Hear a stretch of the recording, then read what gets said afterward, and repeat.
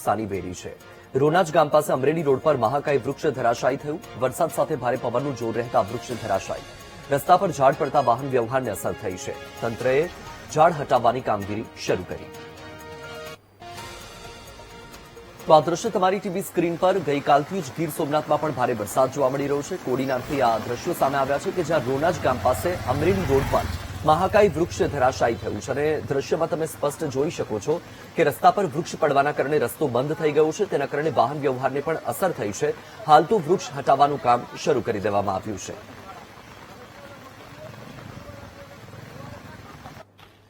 ગીર સોમનાથ જિલ્લામાં ધોધમાર વરસાદ યથાવત છે। છેલ્લા 24 કલાકમાં 13 ઇંચ વરસાદ પડી ચૂક્યો। સૂત્રાપાડા સહિતના વિસ્તારોમાં ધોધમાર વરસાદ પડ્યો।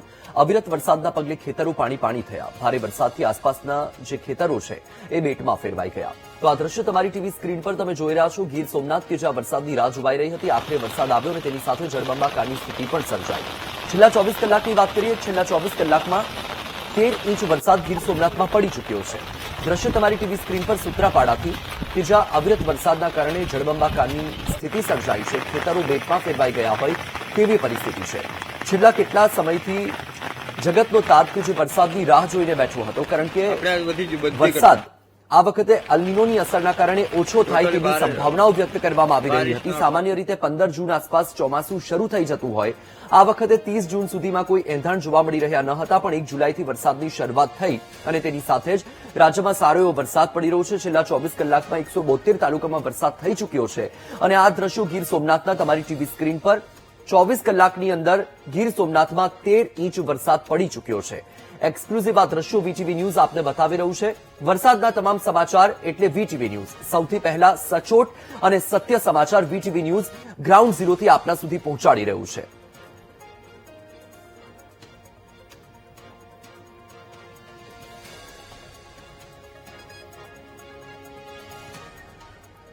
ગીર સોમનાથ જિલ્લામાં વરસાદી માહોલ જામ્યો છે। સૂત્રાપાડા વેરાવળમાં વરસાદ ખાબક્યો। કોડીનાર, તાલાલા અને ઉનામાં પણ વરસાદ છે। વરસાદને પગલે રસ્તા પર પાણી ભરાઈ ગયા છે। સારા વરસાદને લઈને ખેડૂતોમાં ખુશીનો માહોલ છે।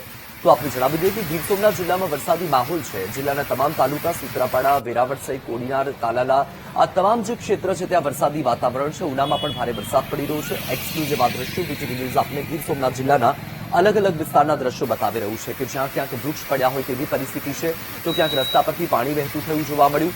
સાથે જ ક્યાંક ખેતરો બેટમાં ફેરવાઈ ગયા। એટલે કે 24 કલાકની અંદર જે 13 ઇંચ વરસાદ ગીર સોમનાથમાં ખાબક્યો, તેની સાથે ગીર સોમનાથના અલગ અલગ વિસ્તાર કે જ્યાં નીચાણવાળા વિસ્તારો છે, રહેણાંક વિસ્તારમાં પણ પાણી ભરાયા હોય તેવા પણ દ્રશ્યો જોવા મળી રહ્યા છે। રસ્તા પરથી જાણે નદી વહેતી હોય તેવા પણ દ્રશ્યો સામે આવી રહ્યા છે। લોકો પાણીમાંથી પસાર થવા માટે પણ મજબૂર થઈ રહ્યા છે।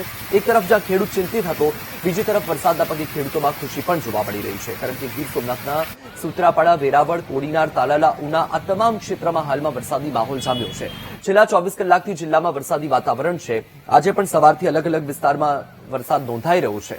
હાલમાં દ્રશ્ય તમારી ટીવી સ્ક્રીન પર અને દ્રશ્યમાં તમે જોઈ શકો છો કે હવે ચોમાસું જામી રહ્યું છે।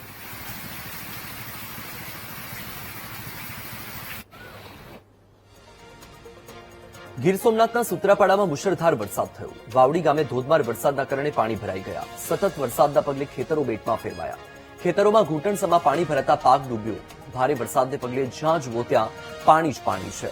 તો આ દ્રશ્ય તમારી ટીવી સ્ક્રીન પર એક્સક્લુઝિવ દ્રશ્યો વીટીવી ન્યૂઝ આપને બતાવી રહ્યું છે। દ્રશ્યમાં તમે જોઈ શકો છો કે જ્યાં સુધી તમારી નજર પહોંચે ત્યાં સુધી માત્ર ને માત્ર પાણી જ છે। આ કોઈ દરિયો નથી, આ કોઈ નદી નથી, આ ખેતર છે અને અત્યારે ખેતર જળબંબાકારની પરિસ્થિતિ છે। વાવડી ગામે ધોધમાર વરસાદના કારણે પાણી ભરાઈ ગયા અને જે ખેતરો છે એ બેટમાં ફેરવાઈ ગયા। ખેતરોમાં ઘૂંટણ સુધીના પાણી ભરાઈ ગયેલા છે, જેના કારણે ખેડૂતોનો જે પાક ખેતરમાં હતો એ પાક પણ પાણીમાં ડૂબી ગયો છે।